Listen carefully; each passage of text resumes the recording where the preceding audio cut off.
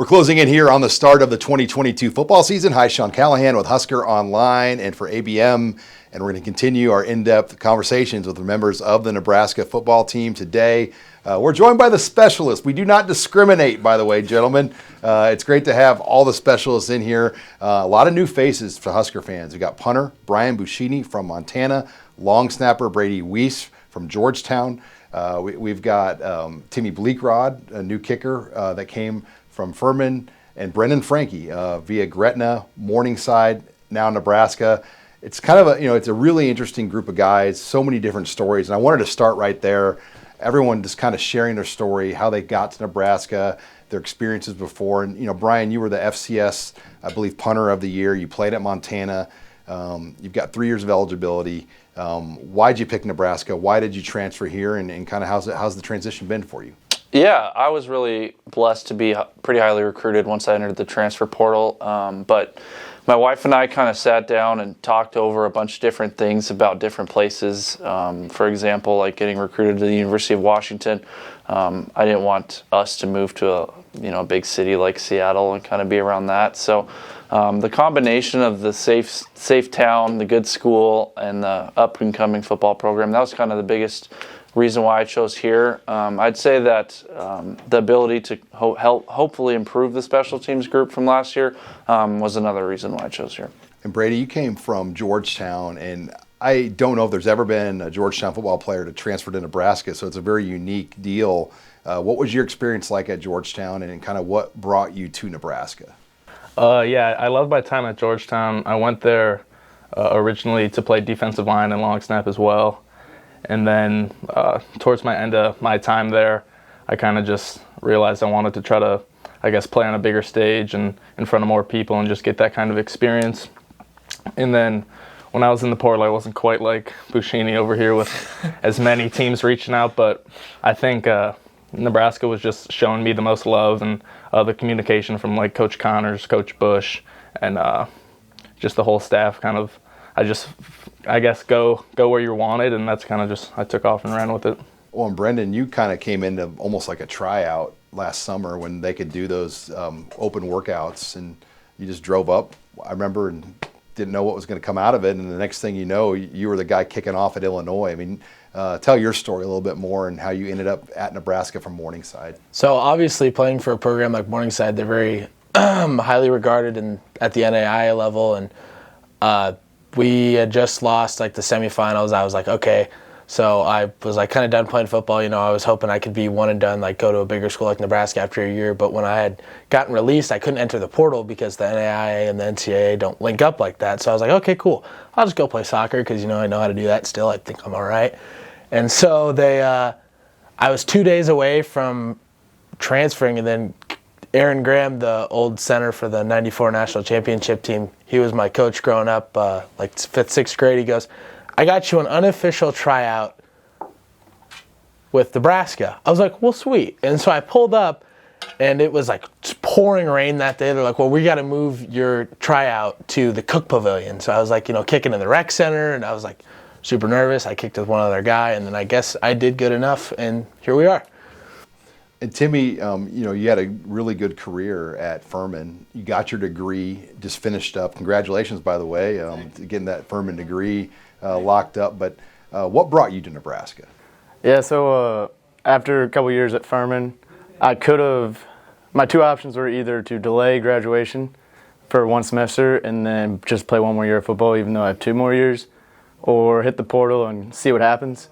So my thought process was might as well get my degree at Furman and hit the portal and see if I can go somewhere to get a grad degree as well. First day I was in the portal, Nebraska reached out to me, and they kind of steadily kept in contact with me each day. And then Coach Bush flew down to Greenville a couple times before Thanksgiving, or after Thanksgiving, and then he invited me to an official visit here. And I came into the weekend kind of looking for reasons to maybe keep my options open, but I didn't see anything wrong with Nebraska. I thought it was a no-brainer to commit here, so that was kind of my story. He met these 3 greaseballs. Like, come on, how could you say no? Well, and you guys were brought here really for one job.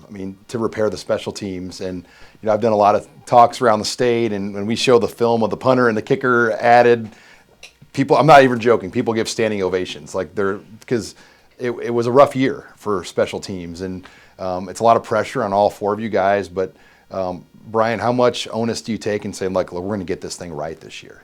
Yeah, I think that's kind of the only option we have.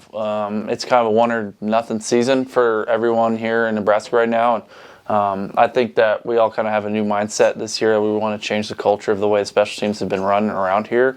And I don't think there's any excuse not to put in, as much work as possible, because really we're all here for one job, and that's, to get better at what we do. And like, for example, having social media and just scrolling through TikTok on your phone, you could be working on drill work instead. And I'm kind of sold in on this season with these guys because we have a really good group, and I'm just really excited to see what we can do this year.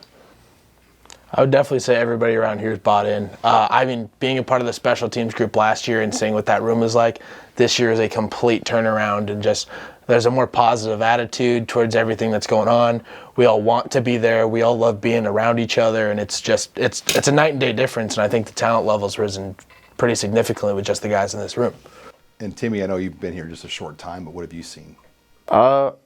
Kind of what Frankie was saying, like just the attitude in the locker room. I mean, I wasn't here last year, so obviously I don't know what that was like, but I can tell just from this past month, we're all in there. We're all looking forward to getting out and more opportunities to work together and going to the indoor or the stadium to go and kick. But the competition's pretty healthy right now, which I think is really good for the specialists. So I think that's going to go a long way this year. And Brady, your job's unique because we hope that we never say your name again. Because if we're saying your name, there's some problems, right? I think kind of like what Timmy said, just the competition, everything between Camden Watucky, Cameron Piper, and Cade Mueller. I think we just have a close relationship to the point where obviously we're all competing with each other, but at the same time we'll be able to have fun and goof around and still put in work. And at Georgetown, I wasn't really able to have that many eyes on my snapping, so if Cam sees something that I'm doing, or if I see something that Cam's doing, we're able to kind of just correct each other. And I think that just stuff like that, building that bond with each other, just in the indoor with all these guys is really special. Well, let's talk about Bill Bush, the new special teams coordinator. He was around as an analyst last year, so he was limited in what he could do.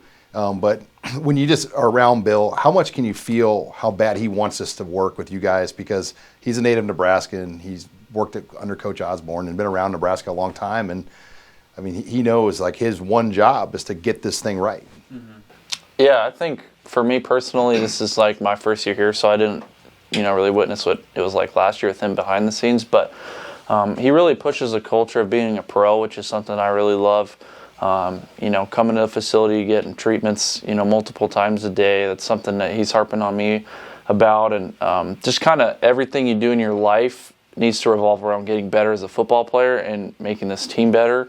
And so he's, super energetic, and you could tell how bad he wants it. And I think that's kind of resonated pretty positively with us. There's an extra kick in the specialist room step, I'd say, and especially with the new guys we have around here, I think there's just kind of a new energy. And man, I'm just really excited for the fall, I think. I will say about Coach Bush, everybody sees him as the guy, he's the recruiter, he's the analyst, but Coach Bush actually buys into us as people as well. He knows everything about us. He'll give us crap about the girl that he saw us talking to at the training table and stuff like that, or if we have a bad haircut. Not all of us can be blessed, but it's just one of those things where he really buys into us as people as well as football players. And I think with that kind of relationship is kind of the reason that we're able to mesh so well together along with him. And Timmy, you were recruited obviously pretty heavily. I mean, I know he's pretty relentless. Once he wants to really make it work, I'm sure he was on you every day, probably texting you every day and reaching out. And Yeah, he was every day, like you said, always texting me, asking me how my day was, or just throughout the day. I'd always get messages from him. And then when he came down to Greenville, he was kind of just hard to say no to. He's just talking. He relates to you personally. It was just a lot, and it was a lot of good. So. And I remember after one of the lunches, I think it was the second lunch he came down to visit me for, he walked out and we were splitting ways. He goes, "I know you're going to be a Husker in about a week." And then I went on my visit, and next thing you know, I'm a Husker. So it's pretty hard to turn down. In your role, what is your role kind of with Bill Bush as the snapper? Yeah, I was able to come in January, so I was here for all spring. And I think, obviously he'll coach you hard, and if you do something wrong, he'll let you know. But he kind of like what Brian was saying. You can tell just being around him how much he wants success. So when you see a coach and a mentor like that want it that bad, it's kind of easy for us to go out there and just work. Well, there's a lot of proud history with the punters and the kickers at Nebraska, and I thought it was pretty cool. A couple of weeks ago, you had Brett Maher, you had Alex Henry, and you had Sam Cook back working a specialist camp. But did you guys get a chance to interact with those guys, and what's that been like, just getting a chance to have those guys around town here too? Yeah, once I committed, I was actually able to strike up a relationship with Sam Cook pretty quickly, and he's kind of mentoring me a lot. I've also been blessed to train with my coach, Mike McCabe, who trains a bunch of NFL prospects. And so just from those two guys, I've gotten a bunch of different insight that I use for my game, and it's really helped me a lot. Like this spring, I was kind of working through a funk, and coming into the summer, I've really fine-tuned a lot of my things thanks to the help from those guys. And Sam's he's an incredible guy. Obviously, he's done it at the highest level for 16 years and won a Super Bowl. So, I mean, there's not really anyone else you could go to for advice. And I think, these guys obviously have really good tools to go to with Brett and Alex as well. Yeah, I'd say that although we were there to teach, I definitely learned a lot just from the stuff that Brett and Alex were saying, just fundamentally, because that camp may have been for the kids, but I think I might have taken the most away from it. You paid your $50 too. Yeah. And so, I mean, at the end of the day, like having those guys just able to talk to us and as a resource is just such a huge advantage that I know a lot of other places don't offer. Timmy, were you able to talk to those guys? Yeah, like Frankie was saying, it was kind of cool being a student again, even though we were the teacher at the camp. But we've kind of developed a little relationship, all the kickers, with Brett, and we kind of use him as a contact. And since he lives in Lincoln, we can kind of use him on the field if we ever need to. So that's a really cool resource that, at Furman I just didn't have. Well, guys, yeah, let's talk about what needs to be fixed because, Brendan, you were around, like we were talking off air here, just for a lot of these losses. Just maybe a properly placed punt or executed punt or just a field goal here or there or, having the confidence that, you guys can make a 45-yard field goal or 42-yard field goal. What kind of difference could that make with this program? So everybody watched last year in the shame and the glory that was our 3-9 season. We were 9 plays away from being almost darn near undefeated. So, it's like a couple of those games, obviously, you can pin down to like a kick or a punt here and there. But also at the end of the day, you got to understand it's a team game. If we can't do our 1/11th, that the rest of the team is counting on us to do after they've carried us so far, I feel like that's something that needs to be reflected on and something that we need to improve on. I think mentally we're coming back stronger this year, knowing that we have kind of a fresh start and knowing that we can only really go up from where we were. Timmy, from you in a kicking perspective, from like 45 yards in, are you pretty much automatic or comfortable in making those kicks for Nebraska?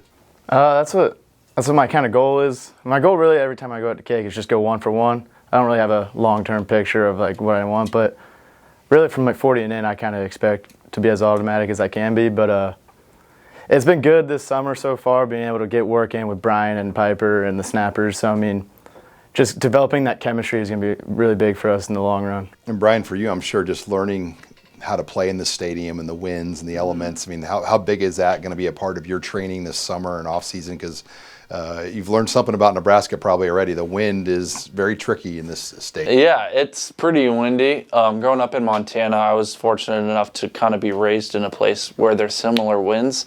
But kind of getting used to just how everything's run around here. It's a completely new system, completely new environment. So that was probably the biggest part of my transition from Montana.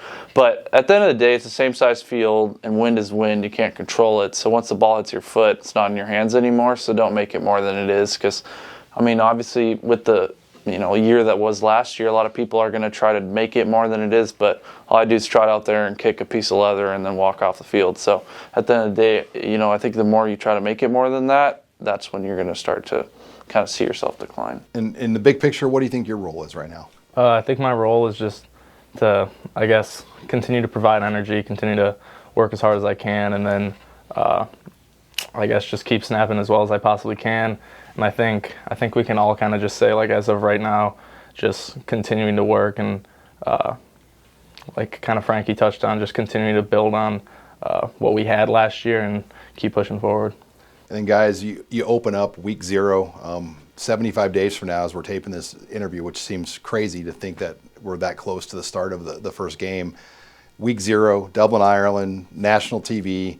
How excited are you to kind of take things on the road and get this opportunity? Yeah, I'm really excited. I'm not going to put any extra pressure on myself. We're kind of going over the pond and playing on the same size field, so it's going to go out there and do our thing. And I think the rest will take care of itself. Because, again, the more you try to hype things up and get in your head about it, I think that's when you start to slide down the hill. Yeah, it's going to be cool. I'm looking forward to it too as well.